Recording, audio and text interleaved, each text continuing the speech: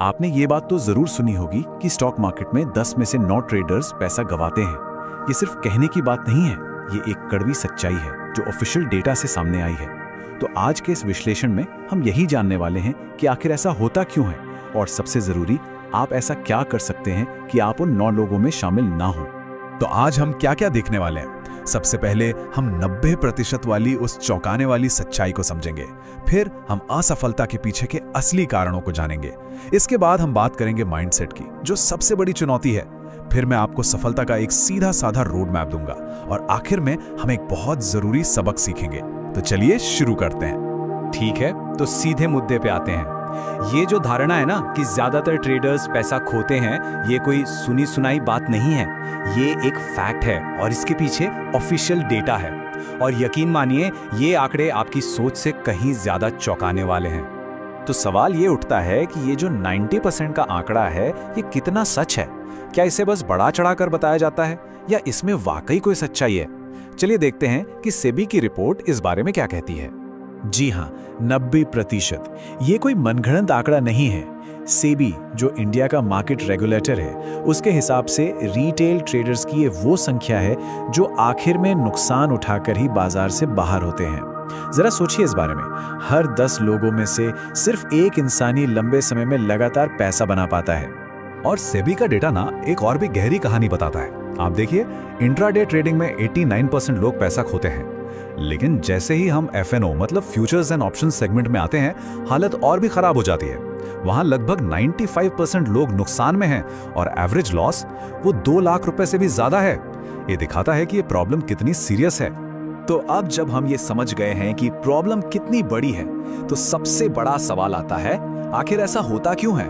वो कौन सी गलतियां हैं जो लोग बार बार करते हैं? चलिए अब उन सबसे आम गलतियों को एक एक करके समझते हैं। देखिए, सबसे पहली और सबसे बड़ी गलती है बिना किसी तैयारी के इस मैदान में कूद जाना। बहुत से लोग टेक्निकल एनालिसिस, फंडामेंटल एनालिसिस या सबसे जरूरी रिस्क मैनेजमेंट को समझे बिना ही ट्रेडिंग शुरू कर देते हैं। ये तो कुछ वैसा ही हुआ जैसे आप बिना नक्शे के किसी अनजान समंदर में अपनी नाव लेकर उतर गए। और ये स्लाइड इसका एक जीता जागता उदाहरण है। किसी की टिप पे आंख बंद करके पैसा लगा दिया, ये समझे बिना कि वो काम कैसे करता है, और नतीजा, आपकी मेहनत की कमाई कुछ ही दिनों में जीरो हो जाती है। ये बहुत कॉमन है। दूसरी सबसे बड़ी वजह है रिस्क मैनेजमेंट का ना होना।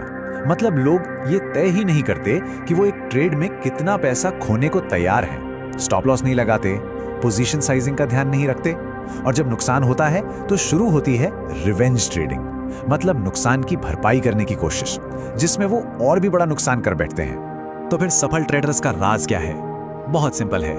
वो इन 3 गोल्डन रूल्स को फॉलो करते हैं। ये सिर्फ नियम नहीं है, ये एक तरह का सुरक्षा कवच है जो उन्हें बड़े नुकसान से बचाते हैं और उन्हें मार्केट में लंबे समय तक टिके रहने में मदद करते हैं।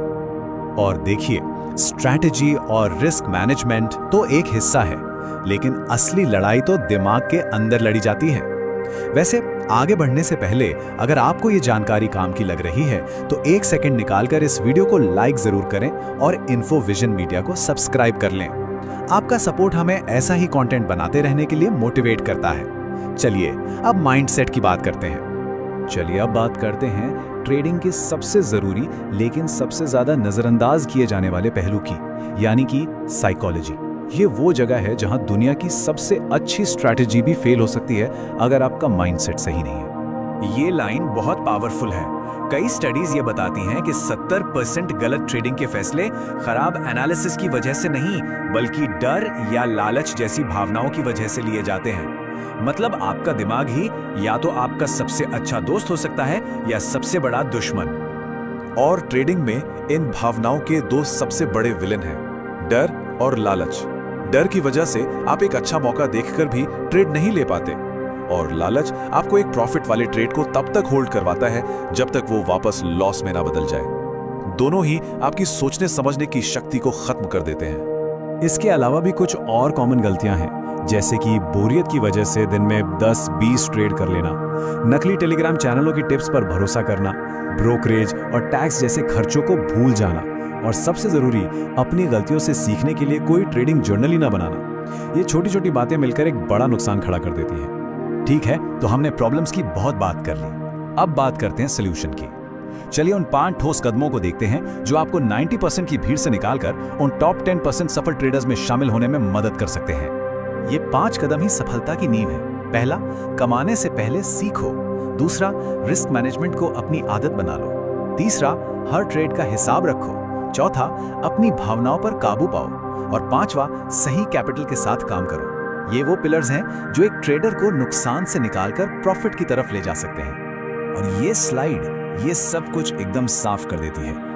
एक तरफ है वो 90% भीड़ जो बिना सोचे समझे काम करती है, और दूसरी तरफ है वो 10% लोग जो एक डिसिप्लिन प्लान को फॉलो करते हैं। आप देख सकते हैं कि आदतों में कितना जमीन आसमान का फर्क है, और यही फर्क नतीजों में भी दिखता है।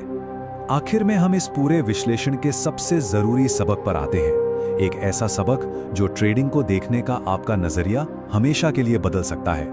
ये बात गांठ बांध लीजिए, ट्रेडिंग कोई गेट रिच क्विक स्कीम नहीं है, ये कोई लॉटरी का टिकट नहीं है, ये एक सीरियस प्रोफेशन है, और किसी भी दूसरे प्रोफेशन की तरह इसमें भी कामयाब होने के लिए पढ़ाई, प्रैक्टिस और अनुशासन की जरूरत होती है। ये तुलना एकदम सटीक है। कोई भी कुछ हफ्तों की पढ़ाई में डॉक्टर बनने की उम्मीद नहीं करता है ना, तो फिर हम कुछ ही दिनों में मार्केट का मास्टर बनने की उम्मीद क्यों करते हैं? हमें प्रैक्टिकल होना पड़ेगा और सीखने की इस प्रक्रिया को पूरा समय और सम्मान देना होगा। तो आखिरी सवाल सिर्फ आपके लिए है, क्या आप उन सफल 10% ट्रेडर्स में शामिल होने के लिए जरूरी मेहनत, प्रैक्टिस और अनुशासन अपनाने के लिए तैयार हैं? फैसला पूरी तरह से आपका है। अगर आपको इस विश्लेषण से कुछ सीखने को मिला तो इसे अपने दोस्तों के साथ या किसी ऐसे व्यक्ति के साथ जरूर शेयर करें जिसे इसकी जरूरत हो। और हाँ, हमें नीचे कमेंट्स में जरूर बताएं कि असफलता का कौन सा कारण आपको सबसे ज्यादा रिलेटेबल लगा। ऐसे ही और विश्लेषण के लिए इन्फोविजन मीडिया को लाइक और सब्सक्राइब करना मत भूलिएगा। देखने के लिए बहुत बहुत धन्यवाद।